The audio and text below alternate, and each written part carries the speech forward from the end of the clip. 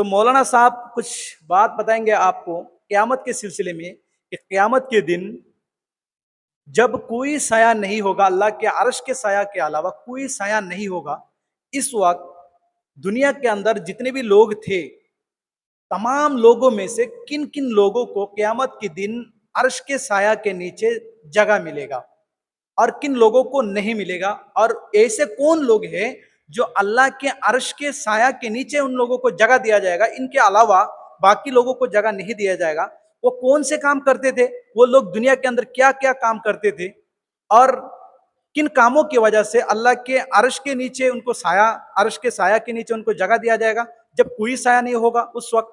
یہ میں مولانا صاحب سے درخواست کروں گا، مولانا صاحب بتائیں گے، آپ سبھی سنیں گے انشاءاللہ العزیز۔ محترم آپ بتائیے۔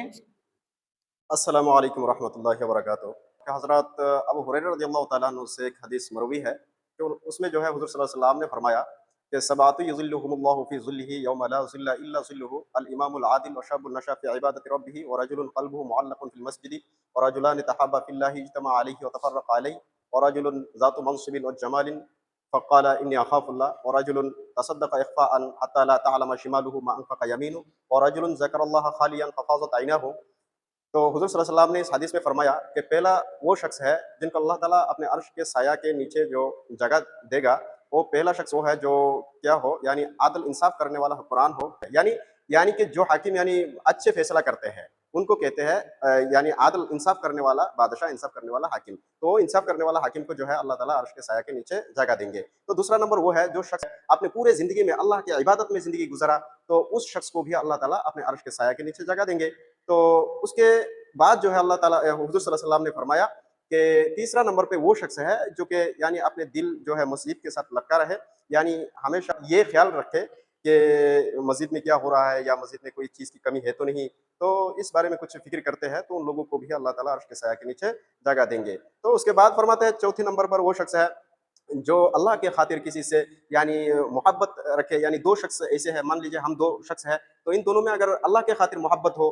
یا پھر اللہ ہی کے خاطر بغض ہو، یعنی کوئی ایسے شخص ہے جو اللہ جس کو حکم فرمایا اس کو مانا کر رہے ہیں لیکن ہم ان کو نہیں مانتے ہیں، تو اسی وجہ سے ان کے ساتھ جو ہے جھگڑا ہو گیا، تو اسی صورت میں جو ہے وہ اللہ کے خاطر ہونا چاہیے، تو ان لوگوں کو بھی جو ہے اللہ پاک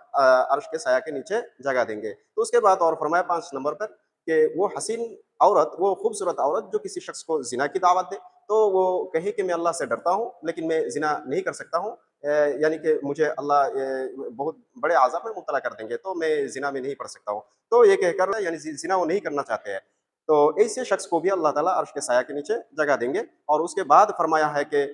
چھٹی نمبر پر ہے کہ وہ شخص جو اس طریقے سے صدقہ کرے کہ اس کے ساتھی لوگ جو ہے کسی کو بھی معلوم نہ پڑے، یعنی حدیث میں فرمایا ہے کہ جو ایسے خرچ کرے یعنی اپنے دھائے ہاتھ سے جو خرچ کرے یعنی بھائی ہاتھ کو پتہ نہ چلے، فرمایا کہ ورجل تصدق اخفاء حتى لا تعلم شماله ما انفق يمينه، تو اس کا مطلب یہ ہے کہ اپنے دائیں ہاتھ سے جو خرچہ کرے بائیں ہاتھ کو معلوم نہ پڑے، اس کا مطلب یہی ہے کہ اپنے ساتھی لوگوں کو کچھ معلوم نہ ہو، تو اس طریقہ سے صدقہ کرنا چاہیے۔ تو اس کے بعد جو ہے یعنی فرمایا کہ وہ شخص جو چھپکے سے عبادت کرے، یعنی کسی کو دکھانے کی غرض سے نہیں کہ میں عبادت کر رہا ہوں، کہ میں تہجد کی نماز پڑھ رہا ہوں، ان کو بتانا ہے، ان کو بتاؤں گا کہ میں آج رات تہجد کی نماز پڑھی، تو اس طریقہ سے نہ ہونا چاہیے، یعنی خود چورے چھپکے سے وہ عبادت کرنا چاہیے، تو ان لوگوں کو بھی اللہ تعالیٰ عرش کے سایہ کے نیچے جگہ دیں گے۔